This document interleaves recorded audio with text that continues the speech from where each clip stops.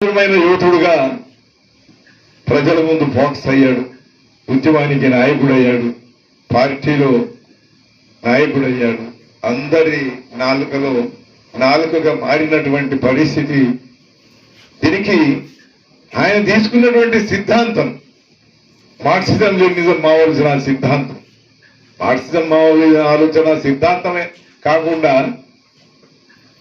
దాన్ని విడిచిపెట్టి జననను చూస్తే మనకు అర్థమయ్యేది ఏముండదు. విప్లవ రాజకీయాలను విడిచిపెట్టి జననం చూస్తే మనకేమన్నా అర్థమవుతుందా? పీడిత వర్గాలకు సంబంధించిన సమస్యల కొరకు రాజీలోని పోరాటం చేసేటువంటి ఒక యోధుడిని ఆ సమస్యల మీద యోధత్వం, ఆ ఆవేశం, ఆ సంఘర్షణ, ఆ కాన్ఫ్రంటేషన్, ఆ విజయం సాధించాలనే పట్టుదల అనేటువంటిది ఆ కామ్రేడ్ యొక్క స్ఫూర్తిని మనం చూడగలుగుతాం. నిర్మాణంలో క్రమశిక్షణ అనేటువంటిది కూడా ఎట్లా పాటించేటువంటి ఒక యోధుడిగా మనం చూస్తాం. పార్టీలో వచ్చినటువంటి సమస్యలు, వీరన్న గ్రూప్తో వచ్చినటువంటి సమస్యలు, వీళ్ళ ఊరు ఈ గ్రామం వెంకన్న గ్రామమే.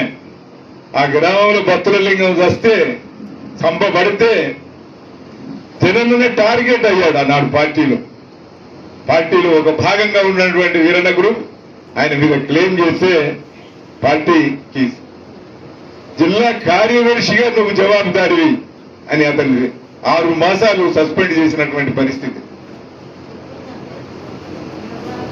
ఆ సస్పెన్షన్ లో నాయకత్వంలో ఉన్నటువంటి దీనికి సంబంధించినటువంటి విచారణలో నేను కూడా ఉన్నా. విచారణ కమిటీ అనేది వచ్చింది. ఆ విచారణ కమిటీ తీర్పు అనేటువంటిది జనరల్ సస్పెన్షన్ కు దారి తీసింది. అంటే దానిలో జనన ఒక 6 నెలలు జిల్లా కార్యదర్శి నుంచి ఒక సాధారణమైనటువంటి కామ్రేడ్స్ గా పనిచేయాల్సిన పరిస్థితి వచ్చింది.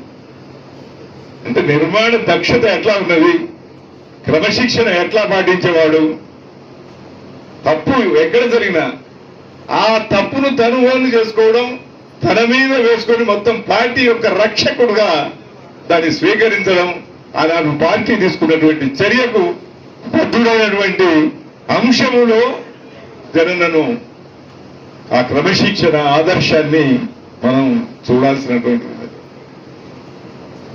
దానికి సంబంధించిన పూర్తి స్థాయి స్పష్టత కూడా ఈనాటికి రాలేదు.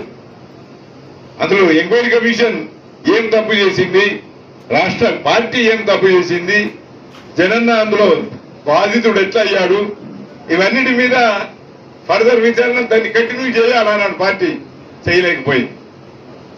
అందుకే ఇలాంటి అనుభవాలు కూడా మాకున్నాయి.